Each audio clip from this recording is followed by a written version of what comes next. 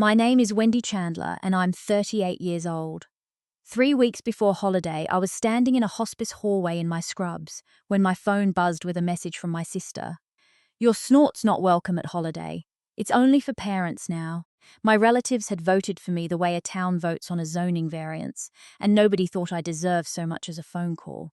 I read it twice, slid the phone into my pocket, and finished my shift because that's what nurses do. Then I drove home, sat at my little kitchen place, and smiled in a way that would have worried my sister if she'd seen it. I did not beg. I did not argue. I opened my laptop and booked a balcony suite on a luxury cruise to the Caribbean, sailing straight through holiday day. But the cruise isn't the story.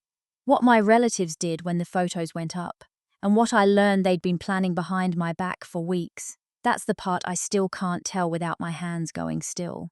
Welcome back to Calm Drama Stories. This channel is where women finally tell the stories they carried in silence. Stories about relatives, betrayal, and the quiet moments that change everything. If this story speaks to you, drop a comment below and be sure to subscribe. To make sense of that text, you should know what my days look like. I've been a hospice nurse in Marion, Ohio for 14 years. When somebody's mother is dying at 2 in the morning, I'm the one they call. I sit with families in kitchens that smell like burnt coffee and fear, and I tell them what the next few hours will hold. I'm good at it. Not because I'm soft, because I'm steady. Dying people don't need you to cry with them. They need you to stay in the room. That November, I was spending 3 afternoons a week with a patient named Ruth Hastert, 81, a retired math teacher with a tongue like a paring knife, no husband, no children, a bookshelf organized by a grudge. The first week, she looked me up and down and said, "You have a caretaker posture, shoulders like a coat hanger everybody uses." I liked her immediately. Ruth did crossword puzzles in ink and graded my small talk like homework. But when the room went quiet, she watched me the way teachers watch the kid who tests well and eats lunch alone. One afternoon, she asked who took care of me at holiday. I laughed and fluffed her pillow and changed the subject, which for the record is what caretakers do instead of answering. She let it go that day. She wouldn't always. Weeks later in that same room, Ruth would say the one sentence that ended up saving my life. And I mean that with a nurse's precision, not a poet's. But we're not there yet. First, you need to meet my relatives because you can't understand what they took from me until you see everything I'd been handing them for years. Here's the map. My mother Margaret is 67, widowed 6 years, and the backbone of the women's circle at First Lutheran. My brother Grant is 41, an insurance engineer in Columbus, 50 minutes away, married to Brooke, who runs the PTA like a small navy. Their kids are Ella, 12, and Sam, 9. My sister Dana is 34, lives 40 minutes off in Delaware, Ohio, and has 3 children, Ava, 8, Cole, 6, and little June, who's 3 and calls me Aunt Wendy, which I have never once corrected. And then there's the lake home. My dad built it himself on Catawba Island, an hour and a half north back when we were kids. A low grey cottage on Lake Erie, with a porch that faces the water. Every holiday of my life happened in that home. I'm the one who kept it running. I put up the tree the first weekend of December. I baked the ham. I bought the stocking gifts marked from Santa so Dana could sleep in. When Mom's knees gave out, I'm the one who drove her to Catawba with the good place cloth folded on my lap like a flag. Last year's Chandler relatives holiday card was a photo of the 5 grandkids on that porch. No adults, just the kids, the lake, and the words. The Chandler relatives. I remember holding that card and noticing something small and cold. I wasn't in the picture, and neither was anyone who couldn't reproduce. Nobody thought that was strange. I told myself it was sweet. That's the thing about a relatives like mine. The eviction doesn't start with a text. It starts with a holiday card everyone says is adorable. I should tell you the part I don't usually tell. I got married at 29 to a good man named Aaron. From 31 to 34, we went through 3 rounds of IVF. 3 Decembers in a row, I sat in a clinic parking lot listening to a nurse, someone with my own job, my own steady voice. Tell me it hasn't worked. The marriage didn't survive the 3rd one. Nobody cheated. We just ran out of language. He remarried. I hear he's happy, and most days I even mean it when I say I'm glad. What survived was a savings account I'd opened during the first round and labeled someday. By the time the divorce was final, it held $9,400, and I couldn't touch it and couldn't close it. It just sat there, a nursery with the lights off. And here's what I did with all that grief, because I'm a caretaker, and we metabolize pain into chores. I became the relatives fixer. Every school pickup Dana couldn't make, every form of moms that needed a nurse's eyes, every birthday cake, every airport run, every holiday hosted, wrapped, cooked, and cleaned. If I couldn't give the relatives children, I would pay my dues some other way. Nobody ever said that out loud. They didn't have to. I'd written the contract myself and signed it alone. But there was one more payment, bigger than all the rest, that nobody in that group chat knew about. One thing I'd been quietly doing for 6 years that made what happened next almost funny. Almost. We'll get there. First, the text. December 3rd, a Wednesday, 4:40 in the afternoon. I was in the hallway outside a patient's room charting when the group chat lit up. The chat is called Chandler Holiday with a little tree emoji, and Dana runs it the way Brooke runs the PTA. Her message was long, but it had clearly been drafted and polished, which somehow made it worse. She wrote that the family cottage felt chaotic last year, that the kids' magic had to come first, and that after talking it over, remembering those words, they decided to try something new. Holiday at the family cottage is just for the parents and kids this year, and then in its own little bubble, the sentence I will be able to recite on my deathbed. It's only for parents now, she added a heart. She added, you understand, right?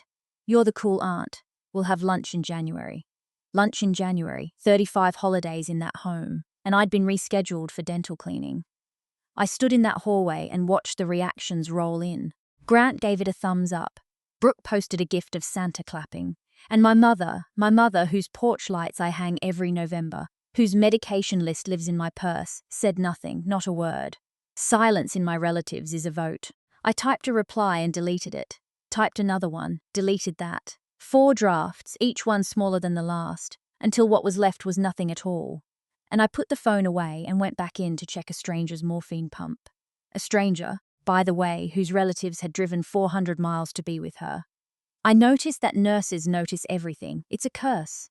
I'd love to tell you I went scorched earth that night. I didn't. I did something more embarrassing. I negotiated. The next evening, I called Dana. And I hate telling this part because you're going to hear a grown woman bidding on a folding chair. I offered to cook the whole dinner and leave before it was served. I offered to stay at a motel in Port Clinton and just slip in on holiday morning to watch the kids open their stockings. The stockings I fill, incidentally, though I didn't say that. I heard myself getting smaller with every offer, like an estate sale price tag being crossed out over and over. Dana was sweet the entire time, which is how she wins. When it's not personal, she said in the voice she uses in June when June wants a snack before dinner, it confuses the kids with magic having extra adults hovering. It's not personal, it's just how families work. Extra adults. I want you to sit with that phrase the way I had to. I'm 38 years old and I'd just been reclassified as surplus furniture. And then because Dana always says one sentence too many, she added, honestly, we all talked about it and everyone agreed it's healthier. I still went. Everyone agreed. When did everyone agree, Dana? A pause. The exact pause a nurse hears when a relative's member is about to lie about how the fall happened. It came up organically, she said. Organically. In my relatives, nothing has ever come up organically except cancer. I said good night, hung up, and stood in my kitchen doing the thing I do at work, reading the chart. Somewhere there had been a meeting about me. I just couldn't see the room yet. Saturday, I drove 10 minutes to my mother's home with a casserole, because in the Midwest, you can't confront anyone without a covered dish. Mom was at the counter addressing holiday cards. This year's card, I noticed, was the grandkids again on the family cottage porch again. She wouldn't hold my eyes. Don't make waves, honey, she said before I'd even taken my coat off. Dana's under so much pressure with the little ones. It's one holiday. One holiday. That's what people say when it isn't theirs. I asked her quietly if she'd been in the room when the new rule was invented. She straightened the cards into a stack. It's what's best for the children, she said, which is the church version of pleading the fifth. And I understood something then, watching her line up those envelopes for the ladies of First Lutheran. My exile wasn't really about hovering aunts. It was about the seating chart at her church, where a woman's worth is counted in grandchildren the way a farmer counts acres. Just that week, at the nativity planning meeting, Arlene Hoffman had asked her loudly, "I'm told, how many grandbabies now?" "Margaret, 5 is a good number. 5 fits on a card. A divorced daughter with no stroller does not fit on a card." On my way out, I set the casserole on the counter next to her open mail, and my eye caught a bank statement and a line item I knew better than my own pulse, because it was mine. I looked away fast, out of habit. 6 years of habit. And that right there is the part of this story I'd been keeping even from myself. 6 years ago, my dad died of a heart attack at 63 in the garage with the radio on. After the funeral, my mother sat me down at her kitchen place. Just me, the nurse, the one who handles things, and showed me a folder. Dad had taken a home equity loan against the family cottage to cover a bad roof, a worse furnace, and we later pieced together some quiet help he'd given a cousin. With his pension gone, Mom couldn't cover the payment, the taxes, and the insurance, the family cottage, the porch, the lake. Every holiday we'd ever had was maybe 14 months from being sold out from under us. She cried into a dish towel. Then she asked me for 2 things, help and secrecy. If your brother and sister find out the home isn't free and clear, it changes how they see your father. Let his memory stay whole. I was 32, still in the middle of the shots and the waiting rooms, already suspecting how that story would end. I had no children to save for, a steady paycheck and a hole in my chest, exact the size of being needed. Of course I said yes. I saw the red flag. I'm not a fool. I even wrote the number down and made her sign a little paper. Nurse habit, everything charted. Then I set up the auto-pay. Anyway, $600 a month, the first of every month. Loan, taxes, insurance, 72 payments and counting. More than $40,000 over 6 years out of a nurse's salary in perfect secrecy. While Grant believed the home was paid off, Dana planned menus for it. So, when my sister said holiday at the lake home was only for parents now, here's the arithmetic nobody else in that group chat could do. I was banned from the only home in the relatives that had my name on the bills. The room where the meeting happened found me by accident, the way these things do. 9 days after the text, my niece Ella called me on video to show me her science fair volcano, because 12-year-olds still like me even when their parents have voted me off the island. "Mid-eruption," she said casually as a weather report. "Mom said you're not coming since Halloween. Did you really tell Grandma that holiday is dumb now?" I kept my voice level. 14 years of practice since Halloween, sweetheart. "Yeah, they have a whole planning chat. Mom's always typing in it. It's called holiday planning." She wrinkled her nose. "You're not in it, I think." No, I was not in it. After we hopped, I sat very still and did the math I'd been avoiding. It was December 12th. Halloween was 6 weeks back, which meant that all through November. While I hung Mom's porch lights, while I drove her to her cardiology checkup, while I picked up Ava and Cole from school on Dana's long Tuesdays, there had been a second room with all of them in it, deciding I was clutter, and the detail that took my breath. My mother was in that chat. 6 weeks. She'd known for 6 weeks, and she'd let me climb her ladder and check her heart and say nothing. I'd assumed her silence in the relatives. Thread was cowardice at that moment. It wasn't. It was policy. You can survive being wounded by your relatives. What buckles your knees is learning. The wound was scheduled. Put on a calendar, discussed. Agreed to while you were out buying their stocking gifts. That night, I called no one. I went to work early. Ruth took one look at me and put down her crossword. "Sit," Ruth said. "You're leaking." That was her word for feelings. So I sat, and for once I told a patient the truth about my own life. The text, the second chat, the 6 weeks. Ruth listened the way she must have watched students take exams. Hands folded, missing nothing. Then she told me her own story, flat like a proof. 50 years teaching other people's children. Every niece and nephew's braces. Half of them used their college textbooks too. Hosted Thanksgiving for 30 years. The good silver, the folding chairs, all of it. Then her hip went, and she couldn't host, couldn't drive, couldn't be useful. "Count the visitors, Wendy," she said, nodding at the door of a room I'd sat in 3 afternoons a week. I'd met exactly one great niece once who stayed 20 minutes and took a picture of the 2 of them for a fundraiser. Ruth turned her teacup a quarter turn and delivered it the way you'd deliver a theorem.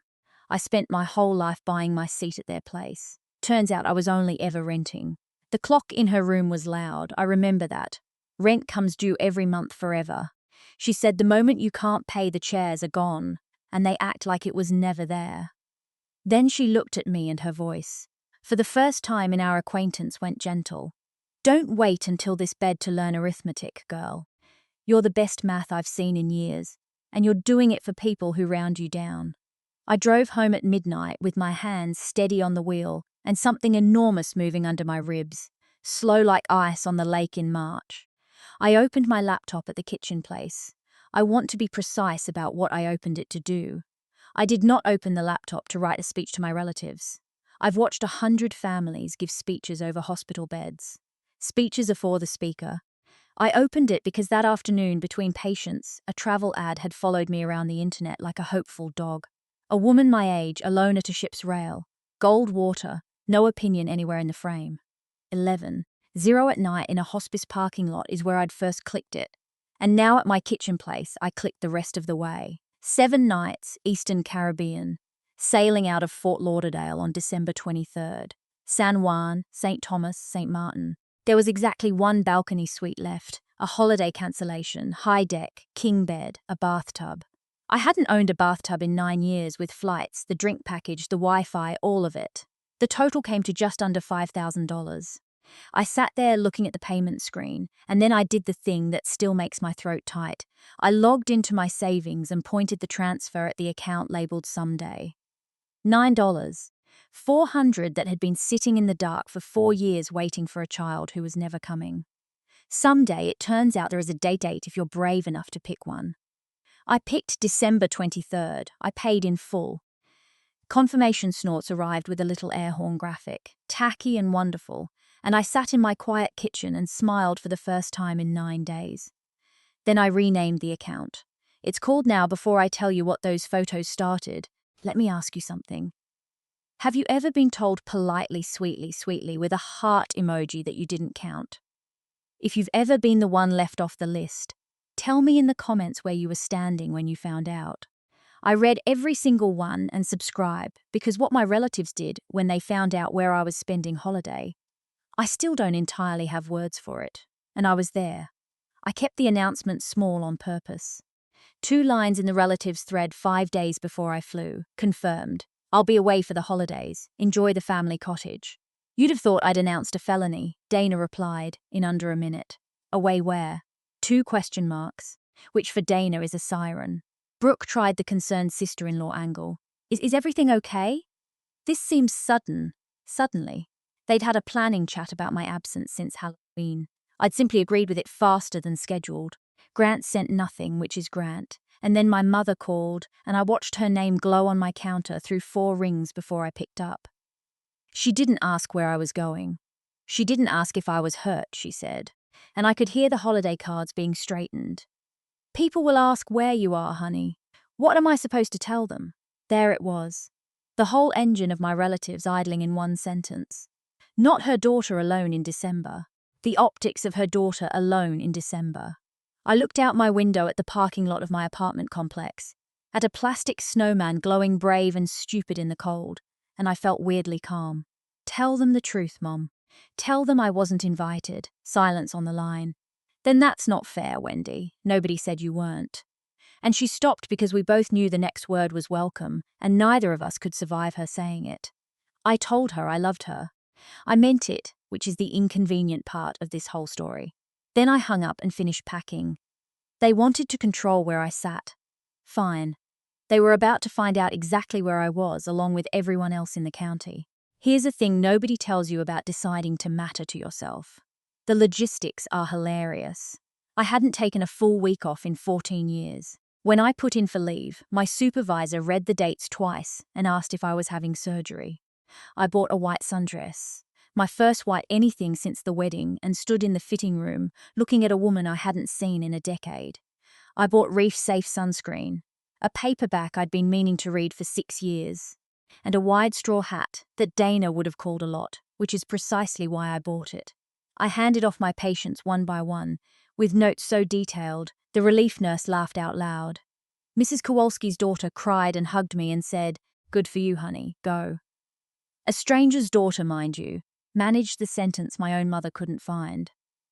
Ruth demanded to see the itinerary, checked the ship's tonnage like she was grading it, and pronounced the whole plan adequate, which from Ruth was a standing ovation. It's only for parents now, I told her.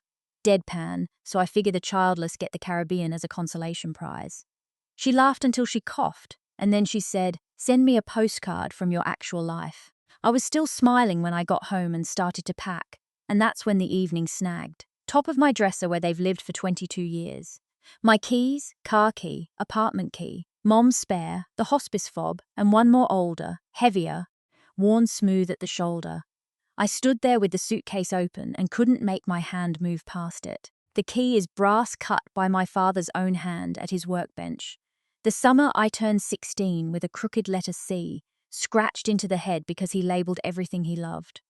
He'd pressed it into my palm on the family cottage porch, closing my fingers over it like something alive. "So you can always let yourself in," he said. "Not knock, not call ahead. Let yourself in." For 22 years, that key had ridden next to my car key through every version of my life. The wedding, the clinics, the divorce, his funeral, and I'd rubbed my thumb over that crooked C in more waiting rooms than I can count. It's the only thing I own that his hands made just for me. And now I stood at my dresser, 38 years old, banned from the door it opens, trying to take it off the ring. I actually tried, got a fingernail under the coil and everything. Couldn't do it. It felt like unhooking a rib. So I did something that made no sense at all. I dropped the whole ring, brass key and all, into the zip pocket of my carry-on, where it would spend a week in the Caribbean 2,000 miles from the only lock it fits. I told myself it was a habit. I told myself you don't leave keys lying around. Neither of those was the reason, and some part of me knew it even then, standing in that bedroom with the snow ticking at the window.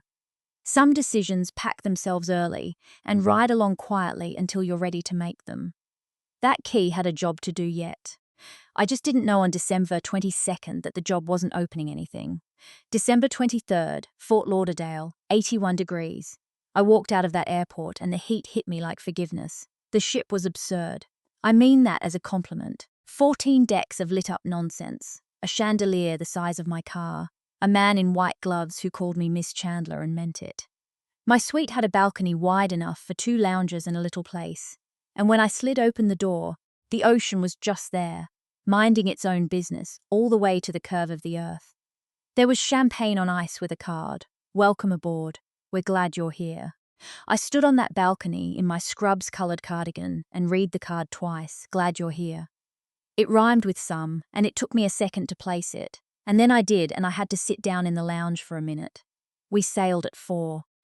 I stayed at the rail and watched Florida slide backward. The cranes, the condos, the whole continent with my relatives on it, shrinking to a line, then a smudge, then gone. I had my hand in my bag and I realized I was rubbing my thumb over the crooked C the way I do in waiting rooms. "Rent," Ruth said in my head. "The moment you can't pay, the chair's gone." Out on the open water, the light turned gold and lay down flat on the sea like it owned the place. I took my first photo standing there. Just the water, my hand on the rail. No caption for me yet, I didn't post it. Understand? I wasn't hiding. I was deciding there's a difference, and I was about 36 hours from learning exactly how big a difference it was. I won't lie to you about Holiday Eve because you'd smell it. It was hard. The ship did it up beautifully. Garlands on every rail. A choir of crew members singing carols in the atrium. Snow made of soap bubbles drifting past the chandelier. And everywhere families are matching pajamas at the early seating. A dad carrying a sleeping toddler like a sack of sugar. I stood at the atrium rail in my new dress with a glass of wine I wasn't drinking. And for about 90 seconds the whole thing wobbled. Then a voice beside me said, "First holiday alone. You've got a face."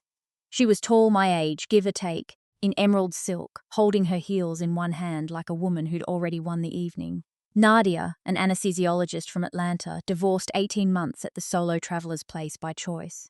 "My ex kept the in-laws," she said, deadpan. "Best settlement I ever negotiated." I laughed for real, the undignified kind. We closed down the late seating with 2 widows from Michigan and a retired tugboat captain who'd cruised alone every holiday for 9 years, and called it my annual custody of myself. Nobody at that place asked me why I wasn't with my relatives. They asked what I was reading. At midnight, I stood on my balcony in the warm, dark ocean hissing along the hull and checked my phone out of pure muscle memory. The Wi-Fi was working fine. That's the detail I want you to have. Full signal, midnight on holiday eve, and from my mother, my brother, and my sister. Nothing, not one message. And that silence, which was supposed to punish me, is what made the next morning so easy. Holiday morning, the ship was somewhere south of nowhere, and the sea was the kind of blue that looks rude to describe to people in Ohio. I put on the white dress. Nadia met me on the top deck with 2 mimosas and an opinion about my hat. And then she took my phone and said, "Stand at the rail. You're going to want to remember being this free." The pictures she took are still the favorite photos of my entire life. Me laughing with my head back. Me barefoot with my coffee. The water is impossibly gold behind me. The long shot down the empty morning deck. One woman, one horizon. Nobody needed anything from her. I sat with my thumb over the post button for a long moment. I want to be honest about what was in me, because this part matters. It wasn't revenge. If it had been revenge, I'd have written something surgical in the caption. And believe me, I had drafts in my head with scalpels in them. I deleted everyone. What I finally typed was just this: "Merry holiday from someone who finally spent it exactly where she was wanted." No names, no story, no tags. 11 in the morning, the ship's Wi-Fi crawling, that little wheel spinning. And up it went to my regular unremarkable Facebook, where my whole town lives. Church ladies, hospice co-workers, half of Marion, and every Chandler with a phone. I put the phone face down on the lounge and went to breakfast with Nadia, and I genuinely, foolishly believed I had posted a photograph of a woman on vacation. By the time we docked in San Juan the next morning, there were 41 messages waiting on that phone. My relatives had found the photos, and not one of them was writing to say Merry Holiday. I read them on the balcony while San Juan slid up to meet us pastel and bright, and it was like watching 2 weather systems collide. The first flood was warm. My co-workers, "Good for you, Mrs. Kowalski's daughter." 3 crying emojis and "You deserve every minute." A cousin in Dayton I hadn't heard from in 2 years. I don't know what happened, but I'm cheering. Women I barely knew from church, writing things like, "I have never once done this, and I am 62. The second flood was my relatives, and the temperature dropped message by message. Dana first, naturally. "Wow, real classy on holiday." Then 20 minutes later, "You couldn't give us one holiday without making it about you." I had to read that one twice. I'd been formally removed from the holiday, and my absence was still somehow about me being present. Brooke came next in full PTA chairwoman. "I hope you're proud. Your mother sat through the holiday eve service getting asked why her daughter is on a boat. You've embarrassed her in front of the entire congregation." And there it was again. "Not your mother misses you, nor are you okay alone at sea on holiday." The congregation optics the seating chart at First Lutheran. I scrolled the whole flood, twice standing in the Puerto Rican sun in my straw hat, and I noticed the thing a nurse notices at a bedside when the families gathered around asking all the wrong questions. Not one message, not from my sister. My brother, my mother, not one, asked me a single question about myself. They only asked what I was going to do next, which, if I'm honest, made the 2 of us wonder. Grant called that evening as we pulled out of San Juan, and Grant is the relative as designated reasonable man, so his voice arrived pre-oiled. "Nobody's mad," he opened, which is what people say when everybody's mad. "But you've made your point when you take the post down. Maybe put up an apology. Doesn't have to be a big thing, and everyone moves on. You're making Mom look bad." I watched the harbour light swing by and gave that sentence the silence it had earned. "Making Mom look bad. Walk me through it," I said, calm as a chart review. It's a photo of me drinking coffee, smiling. There's no caption about anyone, no story. Which part is the attack? He exhaled the way he does when the numbers won't behave. "You know exactly what you're doing. Everyone can see you're fine, and they all know you weren't invited, so it looks." He stopped because there was no way through that sentence that didn't convict somebody. And we both heard it. "It looks like what it is, Grant." I said, "That's the problem. If a picture of me happily embarrasses this relatives, the problem is not the picture." He went quiet, and then his voice dropped into something tireder and more honest. And for 1 second, I heard my actual brother in there, the one who taught me to skip stones off the family cottage dock. "Dana's getting questions, Wendy. Mum's getting questions. People from church, neighbors, Aunt Susan. It's becoming a thing, a thing. 6 weeks of secret planning, a relative's vote, my 35 holidays. None of that had been a thing, but my sunburn was. I told him good night. The phone started buzzing again before I'd set it down, and this time it didn't stop. But the message that broke me that week wasn't from my relatives. It came at 6 the next morning, docked at St. Thomas from my coworker Denise, and I knew before I opened it. The way you know when a home goes quiet. Ruth had died on holiday night. In her sleep, no pain, the night nurse said, sharp at dinner, gone by morning, which is exactly the exit Ruth would have graded highest. I sat on my balcony in the early heat with the gulls carrying on over the harbour, and I cried for Ruth and for the visitors who never came, and a little, if I'm honest, for the version of me that had planned to be back in time to sit with her. Then Denise's second message arrived. Ruth had left instructions because of course she had, and among them was an envelope with my name on it. Denise sent a photo. Inside was a get well card. Ruth thought sympathy cards were morbid, so she'd bought the most aggressively cheerful card in the gift shop. Daisies all over it. And inside that, the schoolteacher cursive went wobbly, a single line. Sit down at your own place, girl. I looked at that sentence for a long time. Then I looked at my bag on the chair with the key ring in the zip pocket, the brass C riding 2,000 meters from its lock. I'd told myself I brought it out of habit. Sitting there with Ruth's handwriting on my phone and the harbour turning gold, I finally admitted what I think I'd known at the dresser. I hadn't brought the key so I could let myself back in. I'd brought it because some part of me was deciding whether to give it back. Meanwhile, without my permission, my photos had grown legs. A woman from my church had shared the deck picture into a Facebook group called Solo by the Sea. 40,000 members, women who travel alone with an online introduction. This is my friend's first solo holiday. Look at her face. By the time we sailed for St. Martin, there were hundreds of comments, and I read them in the buffet line like a woman drinking water after a long fever. Spent last holiday in my car in the driveway crying, booking something for next year. Thank you. My relatives does immediate relatives only now. I've been the relatives' babysitter for 20 years. Nobody tells you the place you set your whole life can be taken away in one text. Hundreds of them.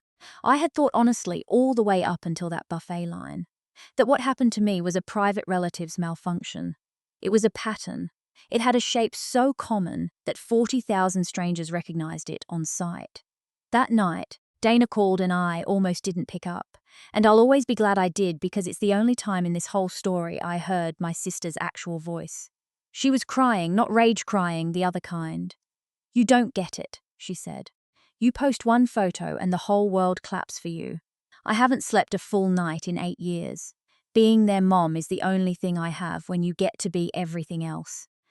I stood there on my balcony holding that sentence and I felt the near miss of really seeing my sister for the first time in years. Then she pulled the door shut again. So take the post down, please. You've made your point. And I gave my relatives the answer I had never once in 38 years said plainly. No. If you're still with me, thank you. That week, hundreds of women were writing to me about holidays spent alone inside their own families. If that's ever been you, put the word place in the comments below. I read everyone. Now, about the phone call that came at 6 in the morning and changed everything. The no went through my relatives like a stone through a green home. Within hours, I'd been added back into a group thread. Not the tree emoji one, a new one. No emoji like being summoned to a conference room, and a message was waiting, long and formatted with the unmistakable fingerprints of a committee. I've read enough insurance paperwork to recognize Brooke's drafting, firm, bloodless, full of phrases like moving forward and relatives unity. I could hear Grant's edit sanding down the corners. The terms were simple. Delete the posts. Apologize to Dana for the spectacle. Apologize to Mom in person. It's specified in person before the congregation hears anymore, and if I declined, then the relatives will have to reconsider your involvement in relatives' matters going forward, including Mom's affairs. Mom's affairs, let me translate that from the committee into English. The medication list in my purse, the cardiology appointments on my calendar, the pillbox I fill every Sunday night, the affairs, in other words, that I was the only one managing. They were threatening to fire me from the job none of them had ever once offered to take. It was supposed to be the nuclear option, cutting me out of the caregiving. That's how little they understood what they'd been spending all those years. They thought my usefulness was their leverage. And underneath the committee prose, one last line from my mother's number typed by her own hand. Please, Wendy, just come home. I sat with that one a long time out on the dark water between islands. They thought they were about to take something from me. None of them had the faintest idea what I'd been carrying, or what it would mean the day I set it down. I didn't answer the committee that night. Instead, I sat on my balcony past midnight with two objects in front of me, doing inventory the way I do it at a bedside. Object 1, my phone, open to my banking app, where the autopay stood loaded for the first of the month like it had stood loaded 72 times before. $600. Family cottage loan, taxes, insurance. The machine that kept the porch lights on at a home I was no longer welcome inside. Object 2, brass key out of the zip pocket now lying on the little place catching the deck lights. 22 years on my ring. A crooked C cut by a man who believed genuinely all the way down that his relatives was the kind where a daughter should always be able to let herself in. I'm glad he wasn't there for December. I sat between those two objects like a referee, and I thought about Ruth's arithmetic. Buying, renting the chair that vanishes the day you can't pay. I thought if I stop paying and the chair vanishes, then Ruth was right and it was never mine. And if I keep paying, then I'm just a woman funding a holiday she's banned from forever and calling it love. There was no third option on the place. There never had been. I'd just been squinting for one for 6 years. I didn't decide that night. I want that on the record. The decision when it came was made in full daylight and not by anger. I fell asleep in the balcony chair with the key in my fist. At 6 Live the next morning, the phone rang, Grant, and this time it wasn't about the photos. Mom felt just that, delivered with the grim satisfaction of a man arriving with a warrant. We were coming into St. Martin. Through the glass, the harbour slid up to meet us. Green hills, sailboats at anchor. She slipped on the icy back steps last night. This is what happens, Wendy. This is exactly what happens when you abandon this relatives. And here is where being a nurse is a kind of armor they'd forgotten I owned. Because I didn't panic. I tried. Is she conscious? Did she hit her head? Who's with her? He faltered. Drama doesn't like intake questions. Conscious? No head strike. Carol from next door had driven her in. I said I'd call him back, and I called my mother directly. She answered on the second ring. Voice shaky but fully unmistakably herself. Left wrist swollen. X-rays done. Nothing broken. A bad sprain, a splint, ibuprofen. Home again before midnight. Carol got on the line and confirmed every word like the good witness she is. She's fine, honey. Scared herself mostly. I stayed the night and I'm making her breakfast. I stayed on with Mom for 20 minutes and organised what actually needed organising. A meal train with Carol and the church ladies. A follow-up with her regular doctor. My own call every morning at 8. Care, in other words, the real kind. The kind I'm licensed in. Then Grant's next message landed and I understood the fall had already been converted into currency. Fly home today. Delete everything. Apologise to Dana. Do that. And Mom says, you're welcome at New Year's. All of it forgotten. This is your last chance to be part of this relatives. I read it standing at the rail in the St. Martin Sun. Welcome. There was that word again. It had a price tag on it now. It always had. I want to be honest with you about the next hour because the easy version of this story skips it. I looked up flights. That's the truth. St. Martin to Miami, Miami to Columbus. Wheels down by 10 that night. Doable, expensive, and for about 40 minutes, I sat on my balcony genuinely running it. The cab to the airport, the apology rehearsed on the layover. New Year's at the family cottage with everything forgotten. 38 years of reflex is a real thing. You don't unlearn a nervous system on a Tuesday. Some part of me wanted that offer so badly my hands ached. A seat at the place, my mother's kitchen, my nieces and nephews. All I had to do was fly home and resume payments. The apology, the deleted photos, the shrinking, the $600 a month, the whole subscription. And that was the word that stopped the whole machine. Forgotten. Read the offer again the way I finally read it in the St. Martin Sun. Not we're sorry, not we miss you. All of it forgotten. Meaning the photos gone, the questions hushed, the congregation soothed, and me back in my chair as if none of it had happened, on the strict condition that I confirmed none of it mattered. They weren't offering to welcome me back. They were offering to erase the only month of my life in which I'd been fully visible. The snort's price of readmission was the disappearance of the evidence, and the evidence made me happy. I sat back, and something in my chest went very level and very quiet, the way the sea gets before weather. It wasn't an invitation at all. I realized it was the old contract retyped with a holiday bow on it, and the renewal deadline was today. I found Nadia at the coffee bar on deck 5, told her the whole thing, and watched her do what good clinicians do, skip the sympathy, and go straight to the exam. She stirred her espresso and asked exactly 2 questions. If she were your patient's relatives, some other Wendy, some other boat, what would you call that message? I didn't even have to think. Leverage. Fall converted into leverage inside 3 hours. She nodded unsurprised and asked the second one. And what do you tell families who use leverage on the people taking care of them? And I heard my own voice answer with the sentence I have said gently in 100 kitchens to 100 grasping, frightened families. Love doesn't invoice. The words came out and just hung there over the espresso machine. And I thought I might actually laugh because I had been on the wrong side of my own best sentence for 6 years. I had let love invoice me monthly. I had confused the bill for the belonging. Ruth in my head, dry as chalk. Buying, renting, arithmetic girl. Ruth's Daisy's card. Sit down at your own place. My father's key in my bag. Cut so I could always let myself in. And the honest fact, which I could finally hold without flinching, was that the home it opened had stopped being that home a long time before anyone sent me a text. Nadia watched me arrive somewhere and raised her cup half an inch. There she is, she said. I stood up, walked back to my suite along the sunny side of the ship, closed the door, and did the 3 things I should have done 6 years earlier. I did them calmly and in order, and I will tell you each one. The first thing, I answered Grant. No speech. No history, no wounds inventoried. I told him Mom was safe, splined and fed, that Carol and I had the real logistics handled, and that I'd be calling her every morning at 8 like always, because I was done performing care, but would never be done providing it. I told him the photos stay up.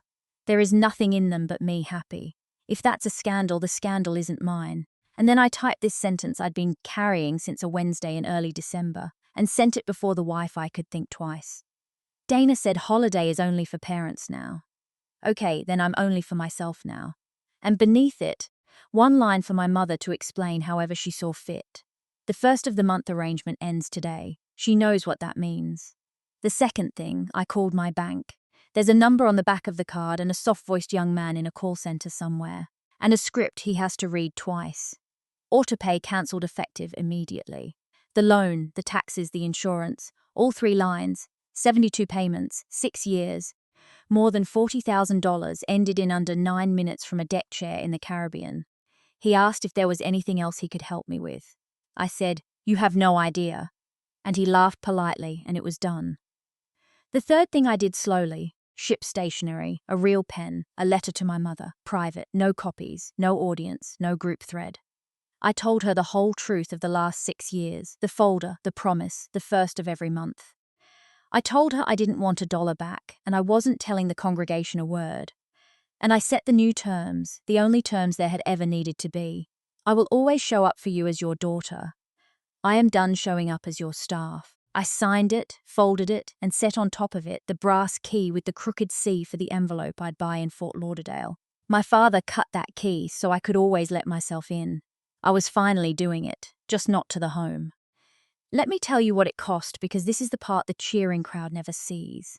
The moment that Autopay died, the family cottage started dying with it. Nobody else in my relatives can carry $600 a month. Grant won't and Dana can't, which meant the porch my father built with his own sunburned hands, the dock where I learned to skip stones, the window where every tree I ever decorated stood, sold eventually to strangers. In saving myself, I was signing away the last place on earth that still had him in the walls. Both things were true at once, and I let them both be true. That's the whole trick of it, if you want the trick.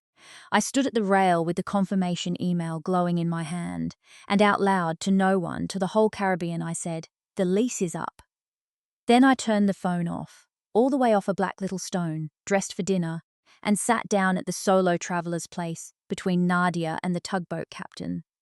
And for the first time in longer than I can tell you, I ate every bite of dessert. One message had slipped in before the screen went dark, and I'd read it in the elevator. My mother, Wendy, please, not the home. 6 years of pretending the home paid for itself, and there it was at last, the quiet part in writing from her own hand. The last 2 days of that cruise were the quietest of my life, and not because the phone stayed off. A beach like sugar that last afternoon in port, then a long sea day coming home with the whole horizon to myself. When I powered back on, the relatives thread had burned through its stages: outrage, disbelief, and then once Mom had been forced to explain to her own children what I'd been paying and why. A strange sputtering silence. Grant called once more, and his voice had lost its committee finish. "Why didn't you ever tell us?" he asked, and he sounded 15. "Because she asked me not to," I said, "and because I thought paying quietly was what love looked like. We were both wrong, and it's not your fault, and it's not all hers either." Dana sent one long message at 2 in the morning, rambling, defensive, wounded, and threaded through the middle of it, almost hidden. The sentence I didn't know about the money when I swear I believed her. I wrote back once and kept it short. The truth was theirs to carry now. I owed no one an apology and wanted none back. My door was open to anyone who came through it as relatives, and closed to anyone who arrived holding an invoice. On December 30th, the ship slid into Fort Lauderdale at dawn, pelicans escorting us in like tired angels. At an airport shop, I bought a padded envelope, and at the post office counter, I mailed my mother the letter with the brass key inside, and I stood there a second with my hand flat on the envelope, the way you rest a hand on a patient at the end. The clerk asked if the contents were fragile. "Very," I said, "it'll travel fine." That envelope took 4 days to reach Ohio. What my mother did when she opened it, I truly did not see coming. Here's the honest ledger of that winter, because I promised you it would be true and not tidy. The family cottage went up for sale in March. Grant ran the numbers and declined. Dana cried and couldn't. I was done and stayed done and grieved it anyway. You can be certain and sad at the same time. Nobody tells you that. Aunt Susan stopped speaking to me, informing the relatives that I had put money over blood, which from the one relative who never once drove Mom to an appointment had a certain shine to it. 2 cousins went quiet in public and sent private messages that said in different words, "You did what the rest of us only talk about."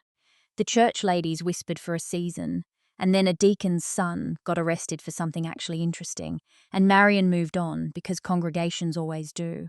Dana never apologized. What she did instead, and I've decided to understand it as her dialect of a truce, was to start sending me photos of the kids again in late January. June in her snow boots on the wrong feet. Cole's lost tooth.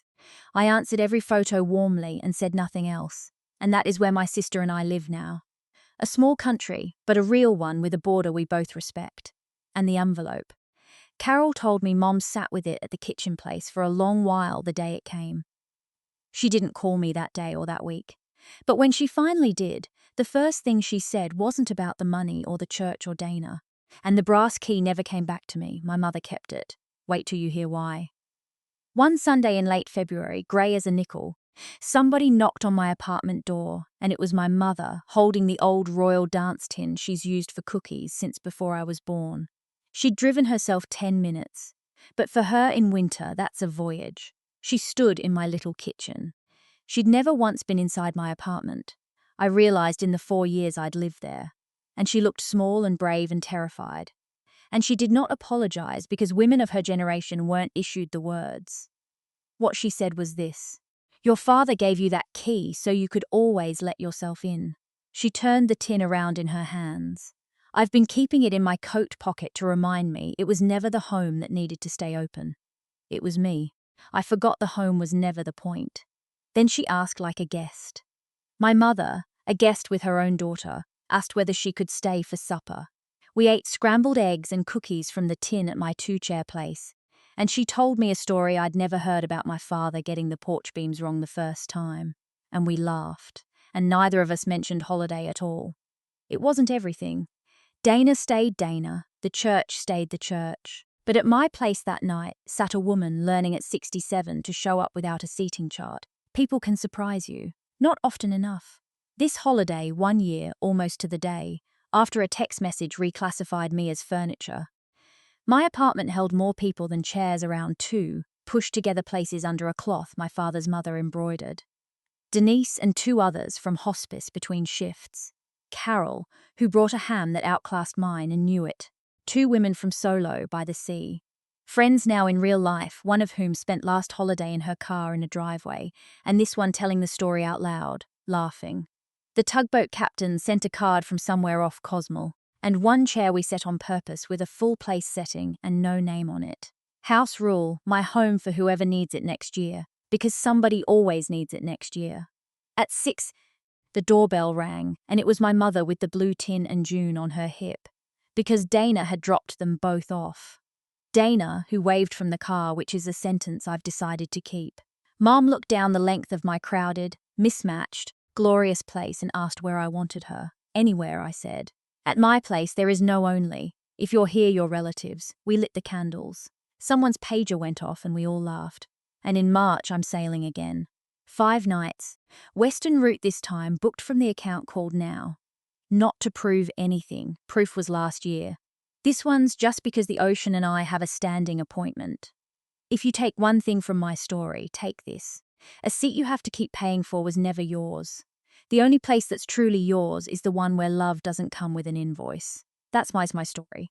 One text before holiday, one cabin with an ocean view, and one brass key I finally gave back. If someone has ever made you pay rent for a place in their heart, maybe it's time to read your own lease. If this story found you at the right moment, share it with someone who needs it tonight. Drop a comment and tell me about your place. Hit subscribe so you don't miss the next story, and I'll see you in the next.